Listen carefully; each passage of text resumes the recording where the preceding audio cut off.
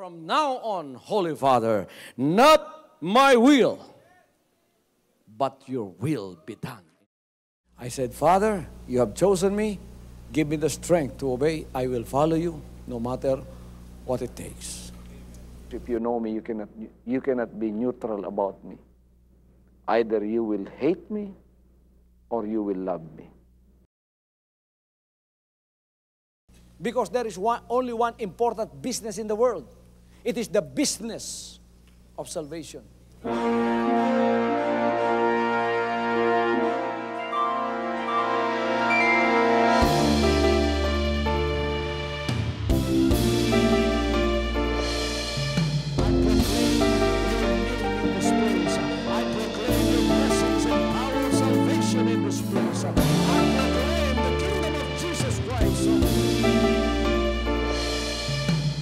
As I am concerned, and as far as the work of God is concerned, we have reached the end. Last September 13, 2003. When you find God, you find His love. Because God is love. Ganon ang pag-ibig ng Panginoon.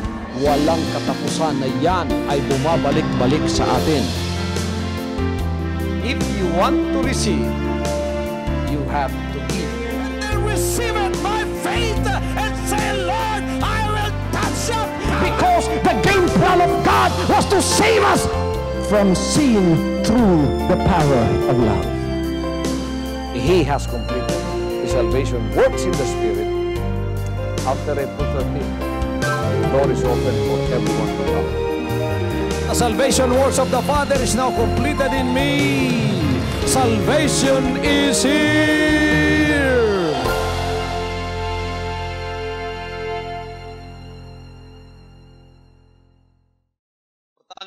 Sa ating pagsusunod bilang mga anak ng Diyos, hindi lamang ang mga lugaw na salita ng Diyos, kundi sa ating patuloy na pagsusunod, kinakailangan natin ang mga salitang nagpapalakas sa ating buhay. Titingnan natin ang ating buhay bilang tagasunod ng Panginoon. Are you a disciple of the Lord? When you are baptized in the name of Jesus Christ, you receive the baptism in the Holy Ghost, you live a holy life, you are a disciple of Jesus Christ.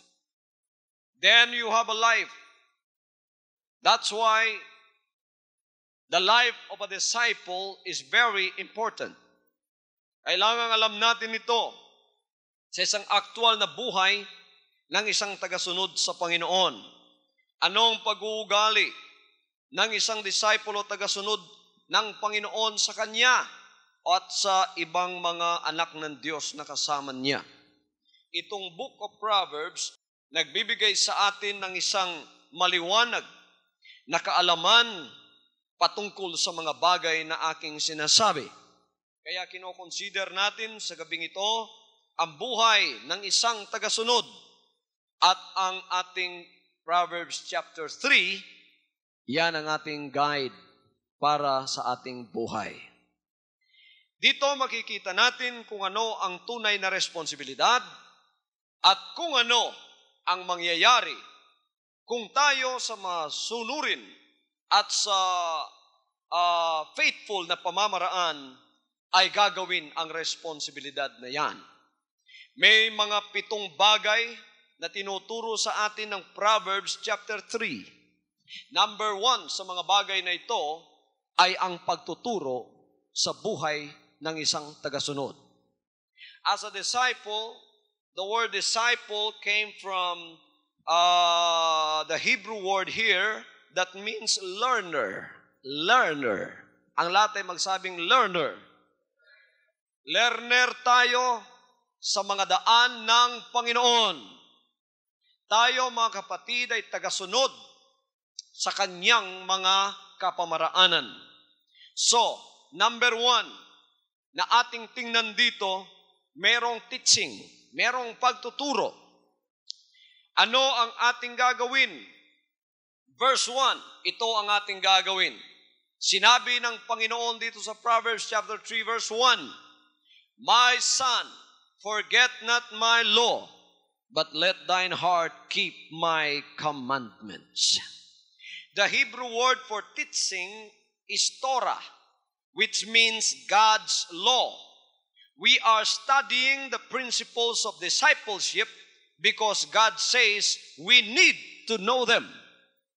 Palalim na tayo sapagkat tagasunod tayo ng Panginoon, hindi lamang hanggang sa 2 kilometro, 3 kilometro, 2 taon, 3 taon, 2 buwan, 1 buwan, 3 buwan. Tayo ay tagasunod ng Panginoon hanggang sa Kanyang pagbabalik upang tayo ay kunin. At habang tayo ay sumusunod sa Kanya, malalaman natin ang mga prinsipyo sa pagsusunod sa ating Panginoon. At kailangan ito ay maisaulo natin. God says, my teaching. We are studying the principles on how to follow the Lord as disciples. And God says, my son, forget not my law. That means, forget not my teaching. Forget not what I am telling you. This is teaching based upon God's word.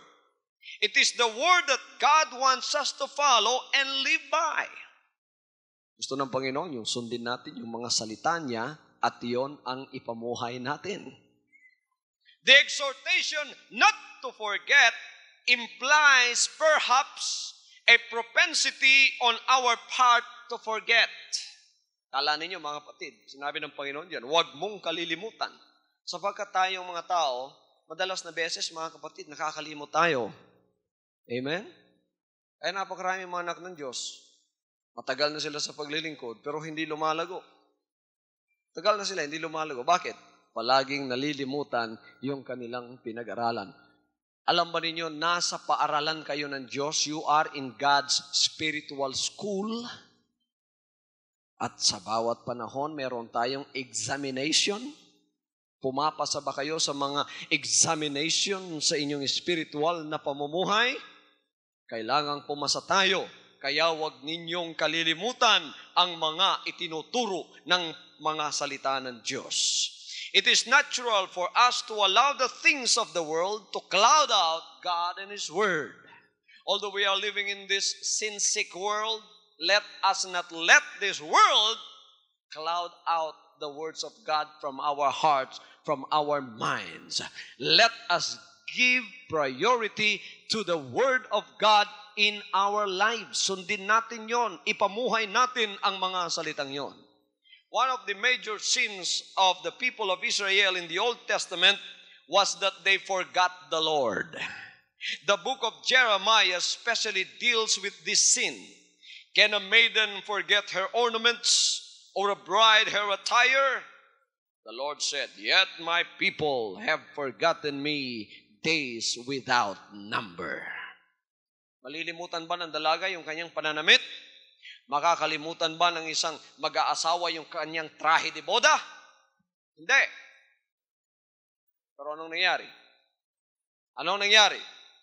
Sinabi niya, ang aking bayan, kinalimutan nila ako ng mataas at mahabang panahon. Napakaraming nakakalimot sa Panginoon sapagkat hindi nila alam ang kanyang banal na salita. Mapapalapit lamang tayo sa Panginoon, walang iba kundi sa pamamagitan ng kanyang salita. Walang ibang paraan mapapalapit ka sa Kanya. Pastor, kung ako'y dadalangin palagi araw-araw, hindi ako mapapalapit sa Kanya. Pwede kang dumalangin araw-araw. That's your privilege to do. But you will never get closer to the Lord unless you know His Word. You know His Word. To neglect sound teaching is to fulfill futile desires. This attitude on our part towards the purposes of God in our lives. The devil's work is not just to make us forget sound teaching, but to prevent us from knowing. Yan ang inyong pakakatandaan. Ang ugali ng demonyo, mga kapatid, ay hindi lamang nakawin ang mga salita ng Diyos sa ating mga buhay, kundi kunin niya pati yung ating kaalaman. Yung kaalaman mo na nakikinig ka ng salita ng Diyos pagkatapos nandito ka naman sa simbahan, nakikinig ka naman, nakagano naman yung mata mo sa akin, Pero paglabas, hindi mo alam kung ano ang itinuturo sa'yo. Yung buhay mo hindi nagbabago. Alam ba ninyo, kung alam ninyo itinuturo sa inyo, ang buhay ninyo ay magbabago? Walang pagbabago sapagkat wala kang understanding, wala kang kaalaman sa mga napapakinggan mo. Ano pang sabi ng Panginoon? Keep His commandments in your heart. You know what the heart is? The heart is the center of our emotions. Our whole being need to heed God's commands. It's not talking about the heart that pumps gallons and gallons of blood into your whole system. Because the heart that is here is no different with my kidney here, with my pancreas. I will not tell you, I will not say to you, love the Lord with all of your kidneys. Or love the Lord with all of your intestines. No. When it says heart, that means center of emotion. That is where you base your emotions of being happy and being sad. Pagka sinabi riyan, mga kapatid, mahalin niyo ang Panginoon, ang ibig sabihin, yun na ang kalalagyan ng lahat ng iyong kaligayahan at ng iyong lahat ng kalungkutan. Doon mo ilagay ang mga salita ng Diyos. Nang ibig sabihin, kung wala ang salita ng Diyos doon, malulungkot ka. At kung naroon ang salita ng Diyos, magiging happy ka. Kung minsan, mga kapatid, ang nakaupo sa center ng emotions natin, yung pera eh. Totoo yan. Bakit? May mga tao, kung may pera sila, masaya. Ako ay masaya, kayo ba ay masaya? Ewan ko. Kung may pera. Pero kung walang pera, sapagkat yun na nakaupo sa center ng emotions niya, pagka pumupunta ng simbahan, hindi siya makakaawit ng ako ay masaya. Ako ay malungkot. Ako ay malungkot, kayo ba ay malungkot? Sa buong paligid ay napakalungkot. But when I come to the church, even I am without money, even I am under severe persecution, I am happy because it's the Word of God that has the number one priority in my heart, in the center of my emotion. Consider the procedure of programming a computer. The computer works on the information that has been fed into its memory. Hindi makakapag-work ang computer kung hindi sa pamamagitan ng information na ipinasok mo doon sa loob ng computer, sa memory ng computer. If wrong information is fed into the computer, it will not function properly. Palaging lumalabas sa screen mo, error, error. Our brain works very much like that. We need to fill our memory with truth. We need to fill our memory with the words of God. If we believe the lies of the devil or program our minds with the things that are not true, then the decisions we may make may not be valid. We may thus be led astray. Many scriptures teach this important truth. Kaya pakinggan ninyo mabuti ang salita ng Diyos. Iyon ang iprograma ninyo sa inyong mga utak, mga kapatid, at sa inyong mga puso na ipasok natin. Huwag ninyong iprograma na papasukin ang lahat ng mga kasalanan, lahat ng mga kamalian, at lahat ng kasinungalingan ng demonyo. Katapos lalabas sa buhay ninyo, nagkakagulo-gulo yung buhay ninyo, nagkakabuhol-buhol, sapagkat yun ang nakapasok sa computer ninyo, ang palaging lumalabas, error, error. Bawat pants mo, error. Kailangan tayo bilang mga anak ng Diyos na nakapasok ang mga salita ng Diyos, hindi naman tayo out of order. Kailangan malinis palagi yung nasa loob, pagkatapos umaandar, gumagana, para kung tayo ay mamuhay, lumalabas yung kabutihan sa atin.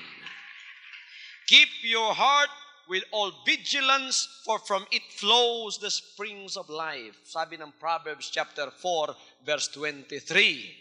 Kailangan, mga kapatid, ayusin natin ang ating puso. Yan ang center ng ating emotions, kung saan nakatira at saan nakaupo ang Espiritu ng ating Panginoon, sapagkat naggagaling dyan ay ang mga bukal ng buhay.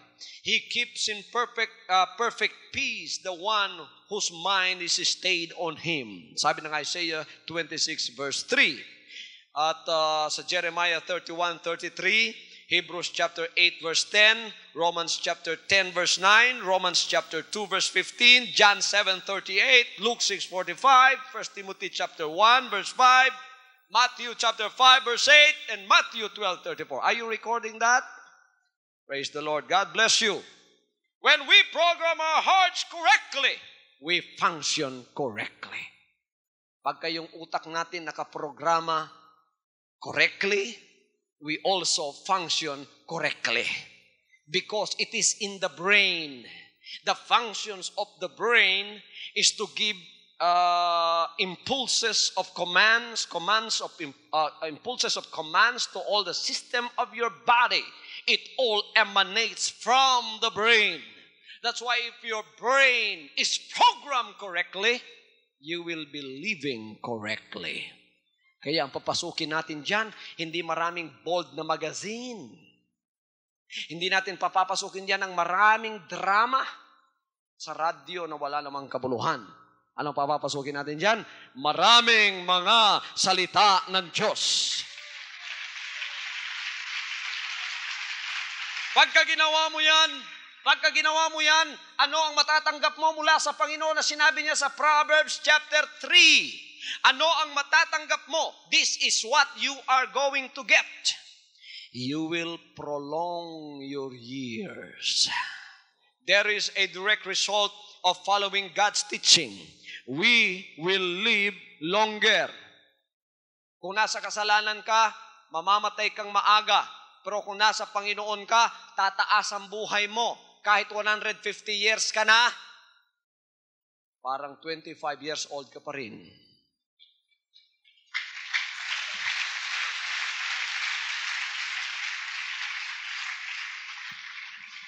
Do I look like I'm 85? Para ba akong 85 years old? I may be 85 years old now. Hindi kayo naniniwala, no? How many?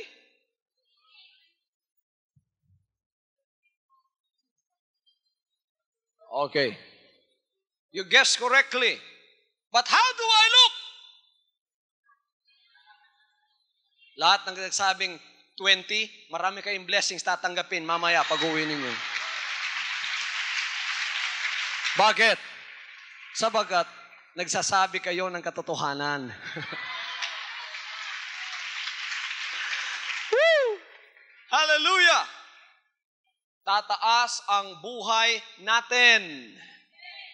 Tingnan ninyo, kung hindi mga kapatid nakaprograma ng mausay, yung utak ninyo pagkatapos walang salita ng Diyos dyan, 20 years old ka pa lang, akala mo ikaw na si Methuselah. Matandang-matanda na yung mukha mo at ikaw ay palapit ng palapit sa kamatayan mo. Why? Because if the man is not programmed according to the words of God, stress, quarreling, pleasure-seeking, striving for gain, gusto kayo maning kamot, aron mamilyonaryo, madato, hala, bugsay sa gabi, bugsay sa buntag, paningkamot sa buntag, paningkamot sa udto, kalit-kalit niabot ang mangingilad.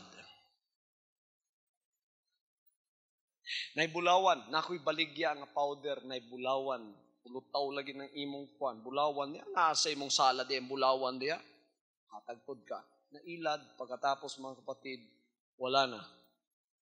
Naalis yung lahat ng savings mo. Yung iba naman, maraming bagay ang nangyayari sa buhay mo. Hanggang tumatanda ka, hindi mo alam kung ano ang gagawin mo. Stress, quarreling, pleasure-seeking, striving for gain, and worrying. These all steal the peace that promotes long life. Kala ninyo, anong papahaba ng buhay? Yung kapayapaan. Yung kapayapaan. Peace promotes long life. Peace cannot be bought. Peace can only be had through the words of God. Ang words of God lang makapagbibigay ng kapayapaan sa iyo. Yan ang hinahanap ng maraming tao.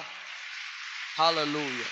Pagkatapos yung stress, mga kapatid, tension sa bahay, may away, hindi naman nagsasalitaan, nagtitinginan lang.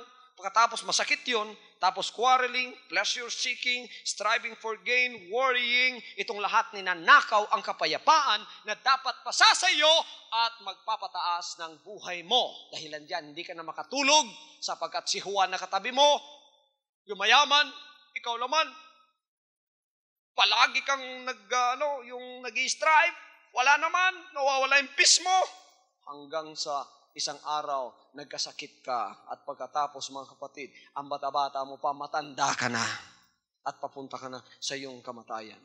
We will also have more times each day because we will have laid aside the weights that prevent us from fulfilling our maximum potential. Kung walang mga bagay na ito, marami tayong time sa araw na kung saan tayo ay makapagpapahinga at makapagbibigay sa atin ng panahon na ang ating talagang kalagayan sa pagkatao ay magagamit para sa ating kapayapaan. Kaya magbibigay ng mahabang buhay. Sino naghahanap ng mahabang buhay dito? Program ninyo ang mga brains ninyo ayon sa mga salita ng Diyos. Ahaba yung buhay ninyo. What are we going to get? Not only long life, but it will also give us prosperity. According to Proverbs chapter 3. Anong sinabi niya rito? Honor the Lord with thy substance and with the first fruits of thine increase, so shall thy barns be filled with plenty, and thy presses shall burst out with new wine. Ironin niyo yan. The Hebrew word here is shalom, which means peace, security, and safety. Great peace have those who love thy law. Nothing can make them stumble. According to Psalms 119, 165. This prosperity and protection is the fruit of our loving God's law. These two results are not supernatural rewards, but are simply the outcome of applying godly principles to our everyday life. Baka yung mga prinsipyo ng Diyos sa kanyang mga salita, ginagawa ninyo yun araw-araw. Yan ang idadagdag, yan ang matatanggap ninyo. Mataas na buhay, it will be health to thy navel, and it will be marrow to thy bone. According to Proverbs chapter 3, verse 8, it shall be health to thy navel, and marrow to thy bones. Magpapataas ng buhay mo, pagkatapos mga kapatid, magpapalago sa iyo. It will give you prosperity. Kaya nagpo-prosper yung lahat ng mga anak ng Diyos na sumusunod sa mga salitang yan. Napakaganda, no? Nang sumusunod sa Panginoon, no?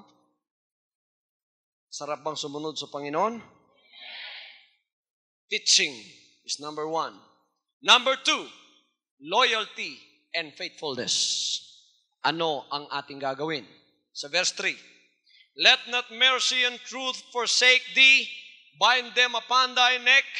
Write them upon the table of thine heart. In verse 3, we are shown two responsibilities that we must fulfill toward God. They are loyalty and faithfulness. Alam natin magsabing loyalty and faithfulness. We must be loyal in our calling. We must be loyal to our relationship with God and to His teaching, manifesting that loyalty by our actions. Loyal tayo sa salita ng Diyos. Ano man ang mangyari, huwag ninyong iwanan ang mga salita ng Diyos. Pagkatapos, kailangang malaman natin ang parte natin sa iglesia. Ano ang ministry mo sa iglesia? At kailangang malaman mo yung specific ministry mo na ibinigay ng Diyos para sa iyo. At pagkatapos, kailangang gawin mo ang ministry yon faithfully sa harap ng ating Panginoon. Ang salita dito, mga kapatid, sa verse 3, it is translated mercy. This loyalty should be especially evident in showing mercy, one of the main New Testament ministries. Meron tayong mercy. Ang ibig sabihin ng mercy, pagkaawa. Alam tayo magsabing pagkaawa. Kaya walang tension sa loob ng iglesia. Merong pagkaawa sa loob ng iglesia. When two quarrel together, instead of judgment coming out, mercy comes out. Kapatid, pinapatawad na kita. Yun namang isa, patawarin mo ako sa kasalanan ko. Yun namang isa, kapatid, pinapatawad na kita. Isauli natin ang maganda nating pagtitinginan sa harap ng ating Panginoon. Kung wala mga kapatid ang mercy, ano ang mangyayari? Sasabihin ng isa, ikaw, Satanas ka. Yun ang isa sasabihin, hindi, ikaw ang Satanas. Ang resulta, mga kapatid, si Satanas darating at magpapagitna sa kanila. Sapagkat puro Satanas ang naroroon, what is the result? Dalawang Satanas, magiging tatlo na yung ama nila. Kaya sa loob ng iglesia, merong pagpapatawad at merong mercy. Hallelujah!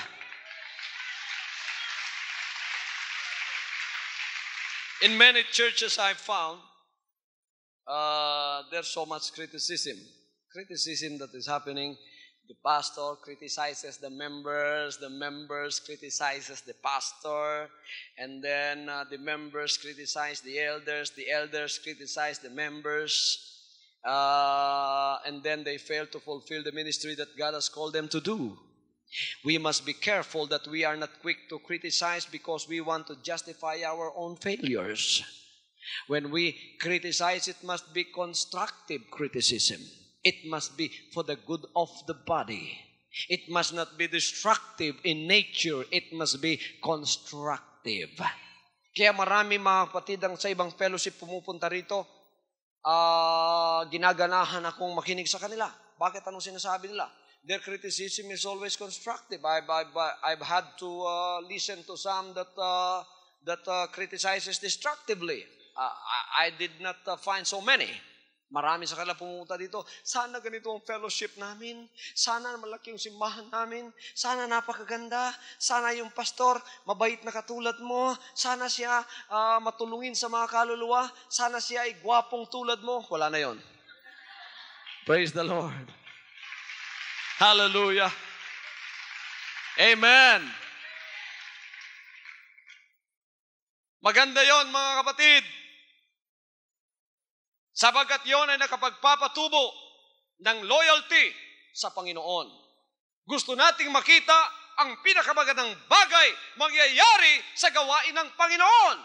Loyal tayo sa Kanya. Ang gusto lang natin yung pinakamaganda para sa Kanya. Wala tayong ibang gusto para sa Panginoon kundi ang pinakamaganda. Loyalty to God and others is manifested by a desire to encourage and build rather than criticize and tear down. We want to build. We criticize so we can build. Kaya dito, you don't have to criticize your pastor to build. Kasi ako mismo mga kapatid, ang pinadala ng Panginoon, I have a zeal of mine heart. I want the best for the Lord. Ngayon nagkasama tayo kasi ganyan din ang isip ninyo. Kaya pinagbuklod tayo ng Panginoon, pinagkaisa niya tayo at ang lahat ng pinakamaganda ginagawa natin para sa Kanya at sa Kanyang kaharian, lalong-lalo na sa kaligtasan ng mga kaluluwa. Hallelujah, hallelujah, hallelujah. Loyalty and faithfulness is needed in a life of a disciple. Wala pong lugar dito sa mga traidor. There is no place for traitors in the life of Jesus Christ as a disciple. We must be faithful in our living. The Hebrew word for faithful here means trustworthy and sure. Maaasahan mo. Trustworthy, hindi kakaliwa. Mga asawang lalaki, maaasahan ba ninyo yung mga asawang babae ninyo?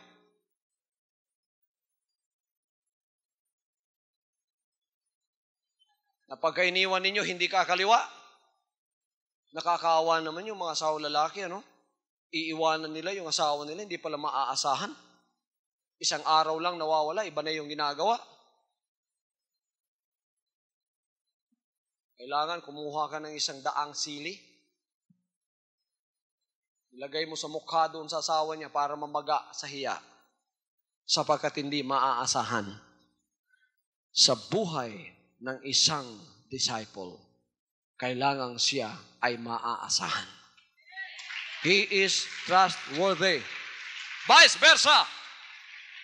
Mga asawa, maaasahan ba ninyo yung mga asawa ninyong lalaki? Praise the Lord. Kailangan tayo ay maaasahan. We must be faithful in our living.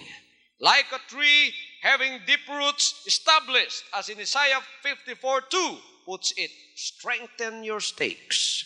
Deuteronomy 6:8-9 records the words of the Shema. God told the Israelites to physically bind the commandments on themselves. Dito siguro nagmumula yung mga anting-anting. Ginawa ng mga tao ngayon sa Pilipinas. Kasi dito sa Old Testament, sa Deuteronomy 6:8-9, sinabi ng Panginoon, yung mga utos ko, itali ninyo sa katawan ninyo para hindi nyo malimutan. Kaya noon, may mga tali sila dito. May mga phylacteries sila, pagkatapos may mga tali. Yung iba naman, tinatali dito sa kanilang mga, sa kanilang mga fingers. Yung iba naman, tinatali dito sa liig nila. Yung iba naman, tinatali dito sa may noo. Tapos sasabihin, ano yan? Salita ng Diyos yan, pa hindi ko malimutan. Ngayon, yung mga diwatahan naman, gumawa ng mga orasyon, tinali sa kanilang bewang. Anting-anting daw yun. Siguro dyan nagmumula yan. Ito mga kapatid, ginawa upang hindi nila malimutan ang mga salita ng Diyos. Sa New Testament, huwag na natin gawin yun. Huwag ninyong sulatan yung mga kamiseta ninyo ng mga salita ng Diyos. Acts 2:38, John 3:5, aron di ko makalimutan, isulat ko sa akong kamiseta nga pula, ug ako ning isuot, di gyud labhan bisan saon. Pagka ginagawa natin ito, tayo ay faithful. Ano ang matatanggap natin? Sinasabi ng Proverbs chapter 3, we will find favor. We will find favor. Simply put, we shall be favored by God and man. Ang napakasarap dyan, pabor ang Diyos sa iyo at pabor ang tao sa iyo. Mga kapatid, pagka pabor ang Diyos sa iyo, naku, ang sarap ng buhay mo. Sapagkat ang kanyang blessings nakaganyan sa iyo. Saan ka man pupunta, pabor ang Diyos sa iyo. Merong aksidente yung mangyayari, papaboran ka ng Diyos. Hallelujah, hallelujah. Luke 2:52, and Jesus increased in wisdom and in stature and in favor with God and man. Magkakaroon ka ng pabor sa Diyos. Ang ibig sabihin, ang kumpiyansa ng Diyos ay pasa sa iyo. At pagkatapos, mga kapatid, magkakaroon ka ng mga pagpapala. There is a fruit of loyalty and faithfulness that is recognized by the people around us. Tingnan niyo yan, ha? Merong bunga ang loyalty and faithfulness sa mga salita ng Diyos na nakikita ng mga tao palibot sa iyo. Makikita nila yon, both Christian and non-Christian alike. As we live in this way, we shall also be favored by God. He will be pleased with us. When the favor of God is with you, this is what's going to happen. You will get a good name. Kahit anong sira ng mga tao sa pangalan mo, yung pangalan mo, magiging mabuti pa rin yan. Tingnan ninyo mga kapatid dito sa Davao City, sa buong Pilipinas. Sinisiraan ang pangalan natin. Jesus Christ, the name above every name. Sirang-sira yung pangalan ng inyong pastor. Pero pinapaboran ng Diyos sapagkat tayo ay loyal sa Kanya at faithful sa Kanya. Na ngayon, pagka naririnig nila yung pangalang Apollo Kibuloy, ano ang nangyayari? Nagkakabituin yung mga mata nila. Yung paborito kong mga ngaral sa TV, naku, gusto ko yan, praise the Lord. Nalilimutan na lahat yung mga persecution natin. Nalilimutan na yung mga masasamang sinasabi sa atin. Bakit? Sapagkat yan ang bunga ng loyalty at ng faithfulness sa Panginoon. Hallelujah! Hallelujah! We get a good name. When you get a good name, in the Hebrew, this suggests success. We will be overcomers. My name is identified with the name of the Lord. Baka naririnig yung pangalan ko, it is identified with success. Even our enemies recognizes that. Yung mga naninira sa atin, sira ng sira, sira ng sira, pagkatapos pinalago tayo ng Panginoon, katagalan mga kapatid, nakahalata sila. Anong sinasabi nila? Sira na tayo ng sira. Kay Pastor Kibuloy, siya lumalago, dumarami yung members, nagiging libu-libo na. Pagkatapos binibigay ng Panginoon lahat ng pangangailangan nila. Tayo naman, yung ating mga members noon, 50, ngayon 5 na lang. Yung ating atip noon, wala pang tulo. Ngayon, kaya magsisimba tayo. Lipat ka ng lipat dahil pagkaubulan, tulo dito, tulo doon, tulo dito, tulo doon. Kaya ang awit nila, tulo dito, tulo doon. Woo! Hallelujah! That's a good name and we need it. Because the name of Jesus Christ is the best name in all the world. We may ask ourselves, what do others think of us? It has been said that this does not matter, especially as people may dislike us or criticize us due to envy or jealousy. The Word of God, however, is clear. If we are faithful in our living, it will cause others to hold us in high esteem. Magiging mabango yung pangalan natin sa lahat ng mga tao. Sinasabi ng iba, kung tatanungin natin sa sarili natin, ano bang iniisip ng mga tao para sa atin? Sinasabi ng iba, hindi na balik kung anong iisipin nila sa atin kasi marami naman nagkikriticize sa atin yan because of envy or jealousy. Pero sinasabi ng Word of God, napakaliwanag ang sinasabi ng Word of God. Kung tayo ay faithful sa ating pamumuhay sa harap ng Diyos, lahat, mga kaibigan natin at mga kalaban natin, they will hold us in high esteem. Silang lahat, mga kapatid, titingnan tayo. Pagka narinig nilang pangalan natin, silang lahat ay magre-respeto sa ating pangalan. Yan ang bunga na matatanggap natin because of faithfulness and loyalty. We get a good name, and then in the sight of God and man, God's standards are perfect, and we can only achieve His favor by appropriating His provision. It is a life of faith. By faith, therefore, we are able to please God. Though men's standards are not as high as God's, we nevertheless need His strength to achieve them. People aren't going to like us much if when the going gets tough, we are not faithful. Paul, for example, resented John Mark quitting when they are on a mission together. Tingnan ninyo mga kapatid, kahit na yung mga kalaban natin, tinitingnan tayo sa panahon ng paghihirap natin kung tayo ay mananatiling faithful ba? Nananatili ba kayong faithful kahit sa paghihirap na dumaan ang ating ministry dito? Ito'y parang barko, nakasakay tayong lahat, dumaan tayo ng bagyo. Hindi tayo umalis, hindi tayo lumukso. Pagkatapos lumundag mula sa barko at iniwanan natin. We stay there faithfully. Do or die, sky's the limit. I don't care what happened. I will stay in this ministry. Hallelujah. Kaya mga kapatid, sa harap ng Diyos at sa harap ng mga tao, kilalang-kilala nila ang paglilingkod na ito sa ngayon. Kahit na yung mga kumakalaban sa atin, kahit na si Satanas, kilang-kilala niya ang ministering ito. Pagka nakarinig siya ng pangalan Jesus Christ, the name above every name, dalawa lang ang nagagawa ni Satanas, nanginginig at saka tumatakbo. Hallelujah. Bakit? Kilalang-kilala niya. May pangalan na ito sa langit at may pangalan dito sa lupa. Bakit? Kilala. Heaven and earth, this name is known. Jesus Christ, the name above every name. Ang ikatatlong pagtuturo dito ay walang iba kundi ang trust. Ano sa Tagalog ang trust? Pagtitiwala. Pagtitiwala. Ang lahat ay magsabing pagtitiwala. Trust in the Lord with all thine heart and lean not unto thine own understanding. Ano ang gagawin mo? Sa pagtitiwalang turo ng Panginoon, kailangang manalig ka sa Panginoon sa buong puso.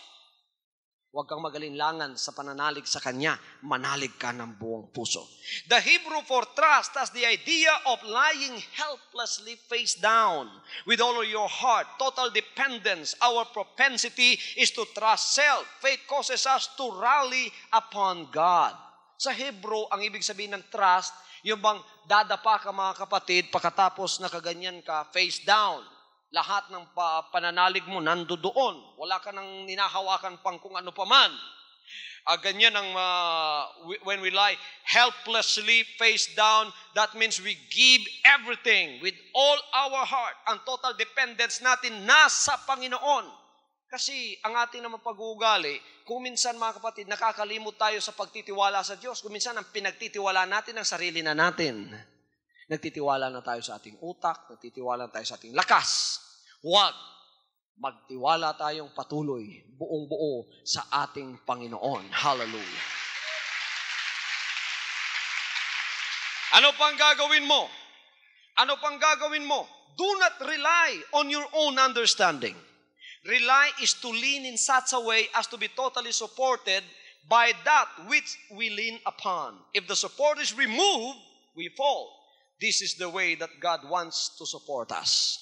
Ang sa Hebrew word dito, ang rely, do not rely on your own understanding. Ang ibig sabihin, nakasandal ka sa isang bagay, you rely on this thing na sinasandalan mo, na kung aalisin yan, matutumba ka talaga. Kung aalisin yan. Ngayon, ganyan ang gusto ng Panginoon na reliance mo sa Kanya. Gusto niya sa Kanya ka nakasandal na kung aalisin siya, talagang ikaw ay babagsak. Isip-isipin naman ninyong ministry ito. Nakasandal tayo sa Panginoon. Pagka umalis ang Panginoon ng kahit 30 minutos lang, babagsak ang ministry ito. Kaya sinabi nung inchik sa akin, kinuwenta niya yung binabayaran ko every month. Ito, binabayaran natin lahat, mga kapatid. At ang operations ng ministry ito, we are costing millions every month in the whole operation of our ministry. Pagkatapos, mga kapatid, walang ibang nagbibigay sa atin. We just live simply every day. Sabi nung isang inchik sa akin, Pastor, nakakatakot yung ginagawa pala ninyo, no? Kasi kailangan ng Panginoon every minute nasa sa inyo. Kasi kung wala siya, kahit 30 minutes, babagsak kayo. Sabi ko, totoo yan. Kaya nasa Kanya ang reliance namin. Rely not upon your own understanding, but rely upon the Lord. Huwag ka mag-rely sa lakas mo. Pagka nagre-rely ka sa lakas mo, sasabihin ng Panginoon, sige, pababayaan ka niya. Pagkatapos, mga kapatid, tumatanda ka na sa pagsusumikap, sarili mong ginagamit mo. Tumanda ka ng tumanda, wala pa rin nangyari. Balik ka pa rin sa square one. Kung saan ka nagpasimula, paggising mo, matanda ka na, narurong ka pa rin sa pinagsimulan mo. Hindi ka umalis doon sapagkat you relied upon your own self. Rely on the Lord. The trap we need to avoid, however, is that of leaning upon our own understanding. When we lean upon our own understanding, we get hurt and we get defeated. Okay, magtiwala o kaya wag ninyong sandalan ang sarili ninyong kabihasnan. Wag ninyong sandalan ang inyong sariling kakayahan. Kailangan sandalan ninyo ang kakayahan at kabihasnan ng ating Panginoon Diyos. Kaya, yung mga tao hindi nagbibigay ng tithes and offering at hindi naniniwala sa pagbibigay ng tithes and offering, mga kapatid, nagtitiwala sa sarili nila yon.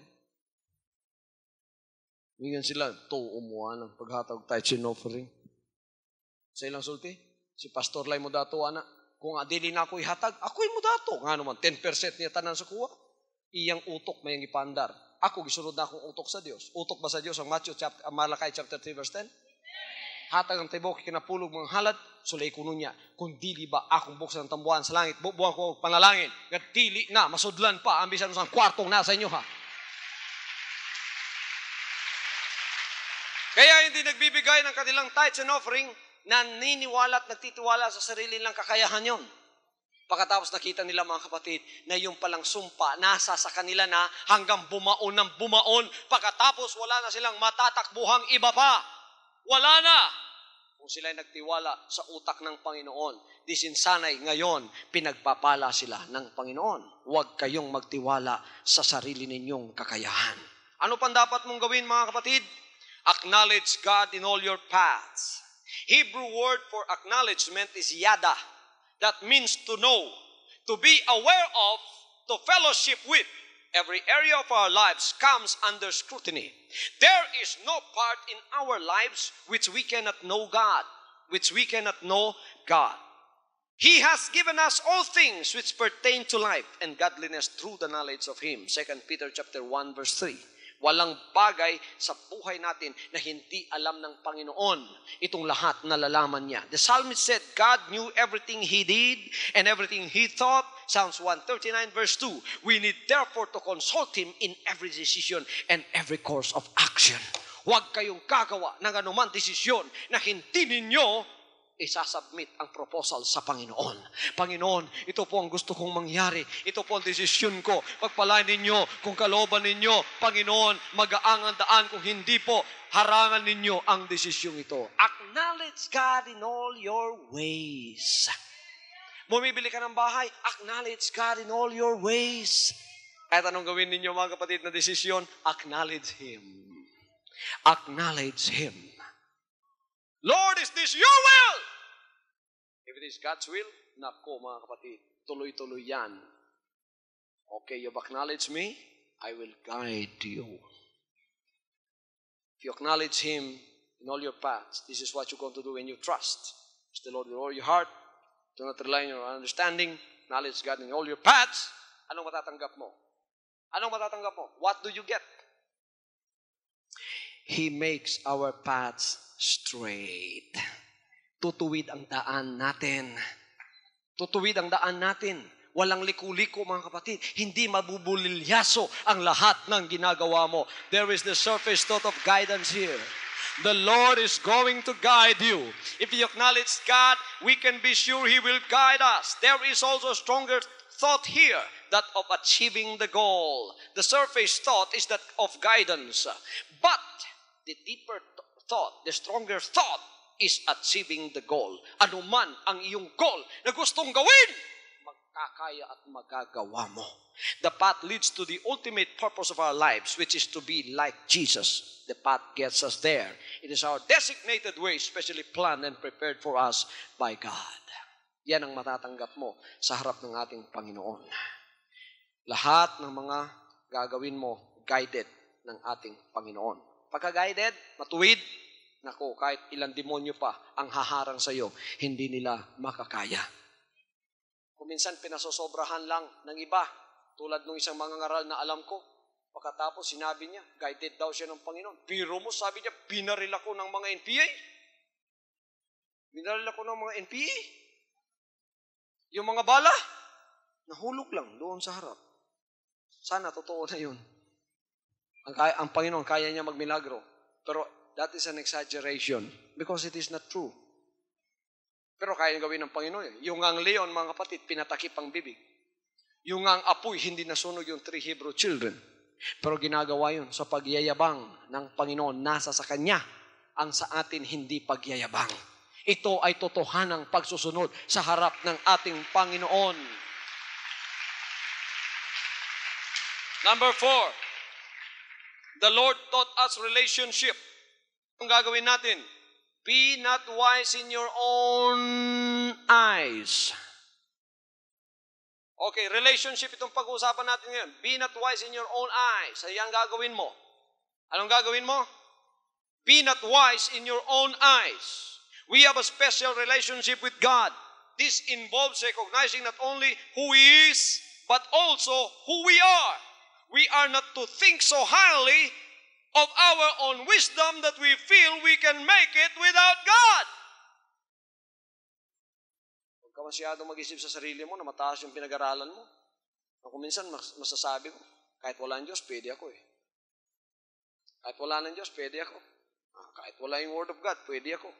If any among you thinks that he is wise in this age, let him become a fool that he may become wise. 1 Corinthians 3:18. Wise ba tayo ngayon? Wise. Kaya tayo nagiging parang loko-loko dito. Ha? Hindi tayo parang loko-loko? Kikita ninyo yung service natin? Iyak tayo ng iyak. Tapos bigla-bigla, hihinto yung iyak natin. Tatawa na naman tayo. Pagkatapos natin tumawa, sasayaw na naman. Pagkatapos natin sumayaw, iiyak na naman. Pagkatapos iiyak, papalakpak na naman. Pagkatapos papalakpak, kakanta na naman. You are a fool for Christ. But in the sight of God, you are wise. Because that's the way God wants it to be. Hallelujah. Hindi tayo wise sa ating sarili. That's why when we come to church, sometimes we lose our own composure. I want to be dignified in all of my actions. I want to keep my poise. I want to have a dignified look. But that all vanishes when the presence and the Spirit of God comes tumbling down on us. Pagka dumarating naman ang presensya ng Diyos, nagiging bata tayo, sumasayaw. Pagkatapos mga kapatid, pinapawisan. Pagkatapos mga kapatid, lahat nangyayari na. Nawawala na yung poise natin. Don't care about your poise when the presence of God is here. If you feel like dancing in the Spirit, dance in the Spirit. Hallelujah. If you feel like jumping up and down in the Spirit, do it. Woo-hoo! Lahat ay magsabing, woo-hoo! Yan.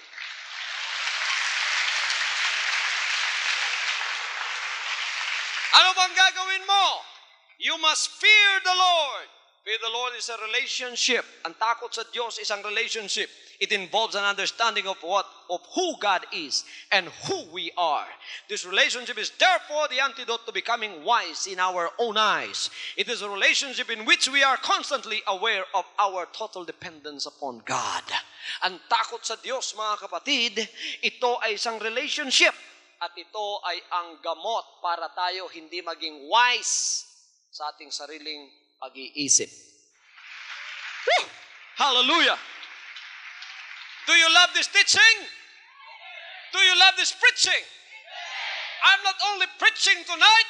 This is what we call preaching and teaching. This is what the disciple of Christ need. Hallelujah. Kaya itong paglilingkod natin, mga kapatid, hindi lamang ito paawit-awit, hindi lamang ito love your neighbor, kiss me on the cheek, God bless you, see you on Sunday, see you at the Shakey's, bye-bye. No! Our relationship is deeper than that. We are talking about business. When we follow the Lord Jesus Christ, we are disciples. We are followers of the Word. Hallelujah, hallelujah. Ano pang gagawin mo, mga kapatid, pagka ikaw ay isang disciple ng Panginoon? You turn away from evil. There must be a desire not to do evil. The Spirit must be willing before God can help our flesh. Sin and evil must be recognized as such, and there must be a conscious and determined effort to forsake them. Turn away from evil. Kailangan meron tayong desire. Natay katuyuan nga mubiyag yun sa sala. Ano nga mo ba hindi na makuha lang sigarilyo? Kristiyano na silang dugay. Kada makaharap mo, mga kapatid, nagsisigarilyo, sasabihin niyan, kasi nahihiya siya, sisigarilyo siya. Ako dugay na kahit ko gusto mo kuhaan pero isa na lang. 5 years na, hindi mo pa nakukuha yan. You have no desire to turn away from that after all. Because if you have the desire to turn away from that, God is going to give you the ability and the power to turn away from that. All of a sudden, the Lord will give you the power to do it. But before He can help your flesh, the Spirit must be willing. Kailangan willing muna yung spirito mo bago niya matulungan yung laman mo. Kailangan ang kasalanan at ang masama, i-recognize mo na nasa sa buhay mo at kailangan mo ng conscious effort to forsake them. Lord, talagang gusto ko iwan. Hindi ko lang makaya sa sarili ko. Tulungan mo ako. And the Lord is going to send you help that tomorrow. At that very moment, the Lord is going to help you. Now, if you do that, if you are not wise in your own eyes, if you fear the Lord, if you turn away from evil, what do you get? The Word of God in Proverbs chapter 3 says, you will get healing for your flesh. Magkakaroon ng healing sa katawan mo. The literal translation of flesh refers to the navel and the bones. Sa Old Testament, mga kapatid, pagka ikaw may sakit, sa atin ngayon, sa modern times, pagka may sakit ka, ang unang titingnan ng doktor, yung dila mo.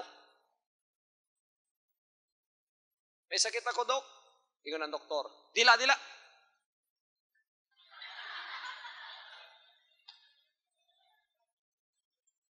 Because the way he looks at your tongue is the way he looks at your intestine, and that is where the disease is coming from. Sa Old Testament, may sakit ka? Hindi dila ang titingnan. Pusod. Titingnan yung pusod mo. Ewan kung nakikita ng mga doktor sa Old Testament sa pusod, mga kapatid. Ano yan sa Tagalog? Pusod din ba? Pusod din? Oh. Hindi ko alam kung ano nakikita nila, pero yon mga kapatid, ang measurement nila upang malaman na ikaw ay healthy. And the bone, the navel is the initial source of nourishment. Kasi nung ikaw ay maliit pa, kumakain ka through your navel sa loob ng tiyan ng ina mo. Lahat mga kapatid nakakonect doon sa pusod mo, pagkatapos yung kinakain ng ina mo, doon dumadaan lahat. The bones are the strength of a person. The imagery denotes the spiritual and physical nourishment of our lives. Pagka ikaw, ginagawa mo itong relationship na ito, hindi ka wise sa sarili mo, natatakot ka sa Panginoon, at umaalis ka sa masama, anong matatanggap mo? Patatabain ng Diyos ang laman mo, aalisin niyang karamdaman mo. Huwag ka nang bumalik-balik pa dito para i-pray over ko, para humingi ng oil, pagkatapos palay kang may sakit, aalisin ng Panginoon automatically ang mga sakit sa katawan mo, at patatabain niya ang kaluluwa mo. Ang kaluluwa mo ay tataba sa harap ng ating Panginoon Diyos. Hallelujah! It becomes refreshment for our bones. The Hebrew word for refreshment also means medicine. Medisina para sa atong kabukugan ang mga pulong sa Diyos. Tanawa, ang taong na sakit, mga kapatid, luya siya, no? Mahina siya, walang lakas ang mga buto niya. Pagka dito sinasabing niya na ay magiging lakas sa mga buto mo, ang ibig sabihin, mga kapatid, talagang ikaw ay makakalakad, makakatakbo, magagawa mo ang ginagawa ng isang taong walang sakit at malakas sa kanyang sarili, sapagkat medisina ang salita ng Diyos para sa iyo, katawan mo at sa buto mo. Bibigyan ka ng kagalakan, Proverbs 17:22, a cheerful heart is a good medicine, but a downcast spirit dries up the bones. Bibigyan ka ng kagalakan because joy is a very good medicine. Pero yung taong downcast ng espiritu, na kumatamlay, at ang mga buto niya walang lakas. Sino gustong magiging malakas sa Panginoon dito? Sino gusto magiging healthy sa Panginoon dito? Yan ang isang bagay sa Jesus Christ Ministry na healthy yung membership dito. Healthy sa spiritual at saka sa physical. Bakit? Just imagine you can stay here for 5 hours straight. Kung di healthy yung katawan ninyo, nadismayo na kayo kanina pa sa init. Kung yung pastor ninyo hindi healthy, at my age, I cannot preach like I'm preaching. Even those 19 years old minister cannot do what I'm doing. I'm healthy. The Lord gave me a healthy body. The Lord gave me a healthy spirit and a healthy soul. Hindi lang para sa akin yun, para sa inyo lahat. Magagawa ninyo ang hindi magagawa ng iba. Tingnan ninyo, mga kapatid, ang mga simbahang may sakit. Tingnan ninyo ang mga simbahang may sakit, hindi matabang kaluluwa, hindi matabang ang kanilang katawan. Akala nyo lalaki ng kanilang katawan, akala nyo mataba. They cannot stay in church for 1 hour or 30 minutes. Kailangan umuwi na, magpahinga na dahil pagod na. They cannot listen straight to the words of God for 1 hour. Uuwi na yan. They cannot stay in church for 1 hour. Uuwi na yan. Bakit? May sakit sa espiritu, may sakit sa katawan. Jesus Christ na mga members, walang sakit. Kahit hanggang mamaya pa tayo.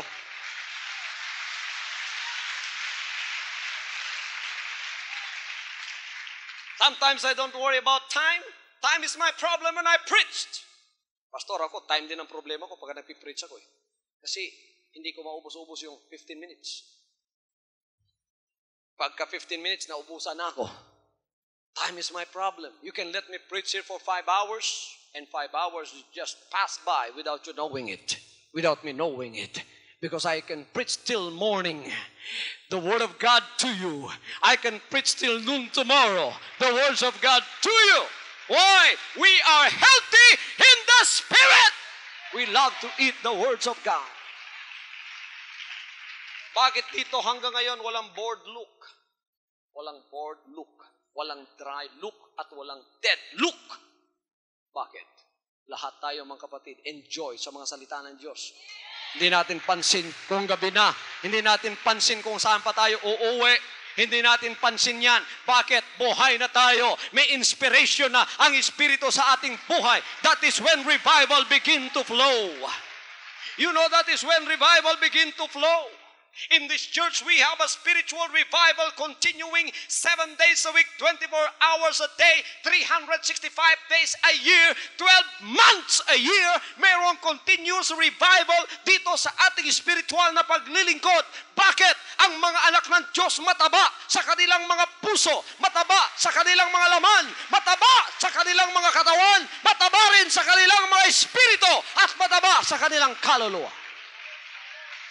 Diyan nagmumula ang spiritual revival sapagkat walang pagkapagod tayo. Mga salita ng Diyos ang pinag-uusapan. Wala tayong pagkapagod sa pakikinig. At ang mga ngaral, walang pagkapagod sa kanyang pangangaral. This is like in the Old Testament. They can teach the Word of God for one day and one night. And the people are still there listening to the words of God and responding to the power of God invested in His Word. Hallelujah. Hallelujah. God does not want us to be dry bones. He wants us to be live. Because He is a living God, He also wants His people to be alive. When bones are dry, they are weak and they break easily. Pagka dry ang mga bones, pagka yung mga members dry, madaling masaktan. Uy, naku, madaling masaktan. Mga members na madaling masaktan, tuyo pa yung mga buto ninyo. Kailangan ninyo ng sustansya. You need marrow to your bones. And I will provide the marrow to your bones, saith the Lord, through His Word. Ilalagay ng Panginoon yan sa iyo, magiging matibay ang buto mo. Pagka yung member, mga kapatid, dry bone, madali siyang matumba at madali siyang manlupaypay. Patatayuin mo na naman. You need crutches? Here are some crutches. Okay, walk. Maugya po ng mga maluyang member. Pagka matandugil ang bukog maison, matumba. At ito na po ganito mong walk.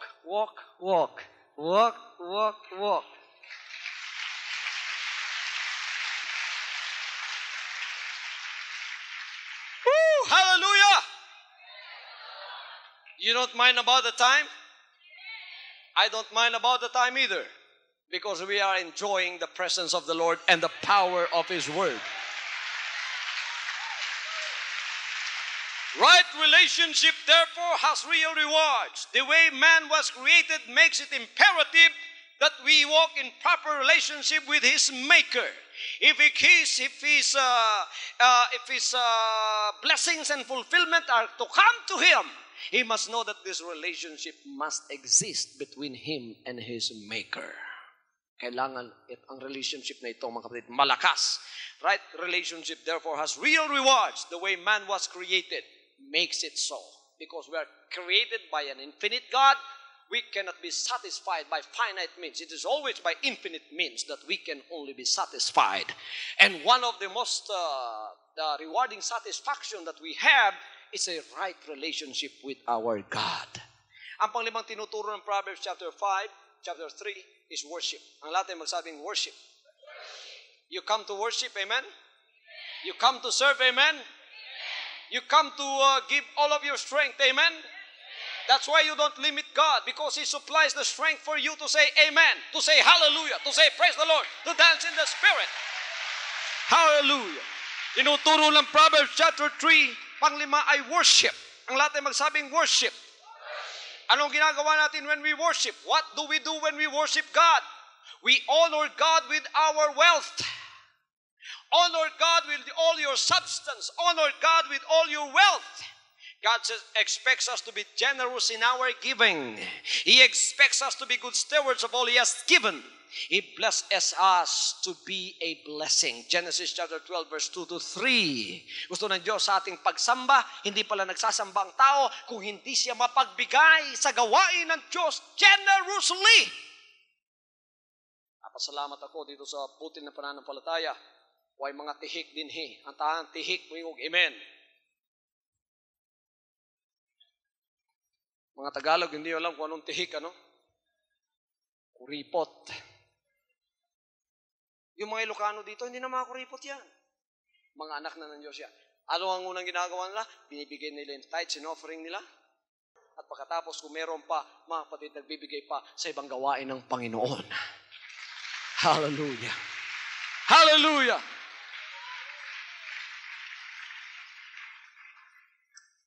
Sa ibang mga simbahan nakita ko, naku, naka-Mercedes. Talaga sinilip ko kung magkano yung binibigay. 10 pesos. Praise the Lord. Hallelujah. Here is for you, Lord. Dito naman, tingnan mo, squatters. Magkano yung binibigay? 400. Income niya, 100. Sabi mo kinuha 300. The Lord will provide.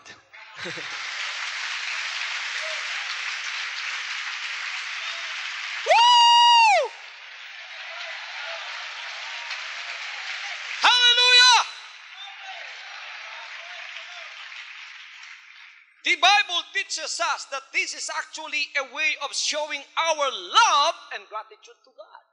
You know, when you give your tithes and offering, you have not given anything. You know that? You know that? Why? Because tithes and offering is not yours. Tithes is not yours. It's God's. When you give your tithes, you have not given anything. You just return something that is not yours.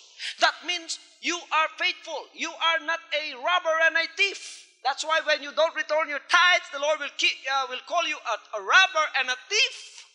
Pag nanakaw ka, sabi ng Diyos. Bakit sasabihin mo nanakaw kung sa iyo yun?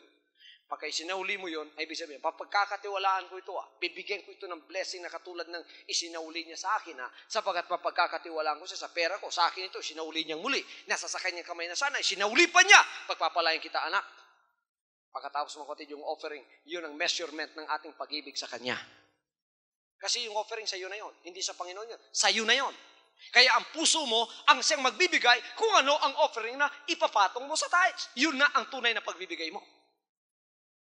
At yun ang measure kung saan susukatin ka ng Panginoon. According to Luke 6:38. Given it shall be given unto you. Good measures, pressed down, shaken together, shall men give into your bosom. For with the same measure you meet, it shall be measured to you again. Yun ang measure na isusukat sa iyo. So when we worship God, we give. Are you worshiping God? You give. Yung mga anak ng Diyos dito, lahat ng mga Jesus Christ members, pagka lumalabas sila sa simbahan, baligtad ang bulsa nila.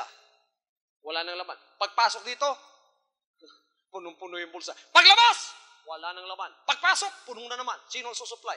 Ang Panginoon.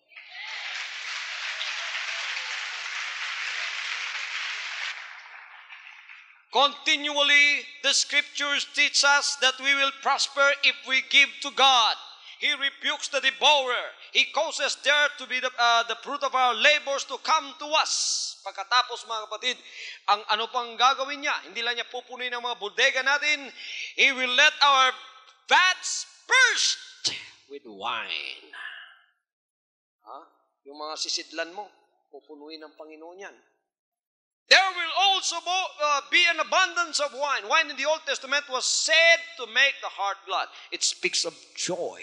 Pupunuin ng Panginoon ang kaligayahan at kagalakan mo. Amen. You cannot deny it. When the Lord blesses you with money, talagang magagalak yung puso mo. Bakit? Maraming needs mo ang mamimit ng dahilan sa pagpapalang tinatanggap mo sa Kanya. There is therefore a twofold promise here of material abundance and also a heart filled with joy. Praise God. Mapupuno ang lahat ng mga sisidlan mo sa bahay. Hallelujah. It is a personal experience. It demands a personal response. What is your response to the words of God? in the life of a disciple. Ang response ko sa mga salita ng Diyos ay, Lord, talagang ako'y susunod po sa inyo. Kakainin ko yung masalita ninyo. Ang dami ko palang makukuha riyan. Kahit sa Proverbs chapter 3 lang, dami ko palang makukuha dyan, Panginoon. Ang dami palang papasok sa akin yan. Ang dami pala, Panginoon, na kayamanan na nakatago. Kahit sa Proverbs chapter 3 lamang, itong gagawin ko, itong makukuha ko. Itong gagawin ko, itong makukuha ko. Itong pitong pagtuturo ng Proverbs chapter 3, papasukin natin sa ating puso, isa puso natin, isa ulo natin, isa buhay natin. At siguradong sigurado, pagka kayo namumuhay ng isang masaganang pamumuhay sa kanyang harapan, sumusunod bilang isang disciple ng Panginoon, ang lahat ng pagpapala, lahat ng guidance, kapangyarihan, pasasamahin ng Diyos sa inyong mga buhay. Kayo nasa harap ninyo mga television sets at nakikinig at nanonood sa mensaheng ito. Pagpalain kayo ng Panginoon.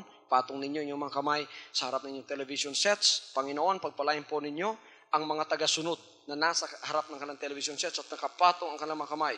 Pagpapala ang papasok sa inyong buhay ay yung spiritual na buhay ay lalong palalagwid at patadabay ng Panginoon sa mga sandaling ito. Kung ikaw ay may karamdaman sa pakikinig at panonood mo pa lamang sa telecast na ito, pinagaling ka na.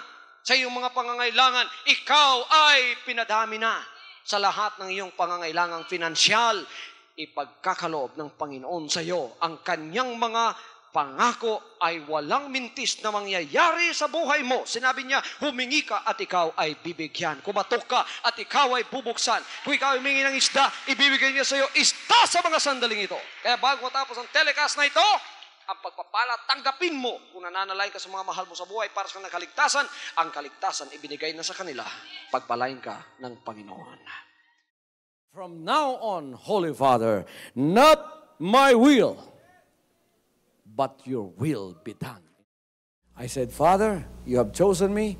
Give me the strength to obey. I will follow you no matter what it takes.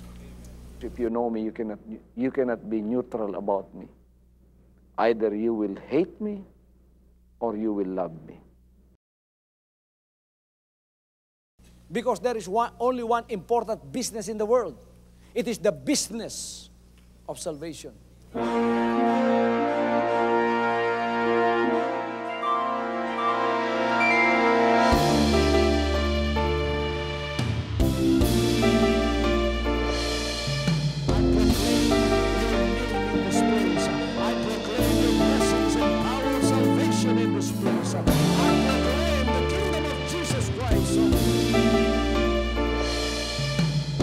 As I am concerned, and as far as the work of God is concerned, we have reached the end. Last September 13, 2003. When you find God, you find His love. Because God is love. Ganon ang pag-ibig ng Panginoon. Walang katapusan na yan ay bumabalik-balik sa atin. If you want to receive, you have to give. Receive it by faith and say, Lord, I will touch up. Because the game plan of God was to save us from sin through the power of love. He has completed. The salvation works in the Spirit.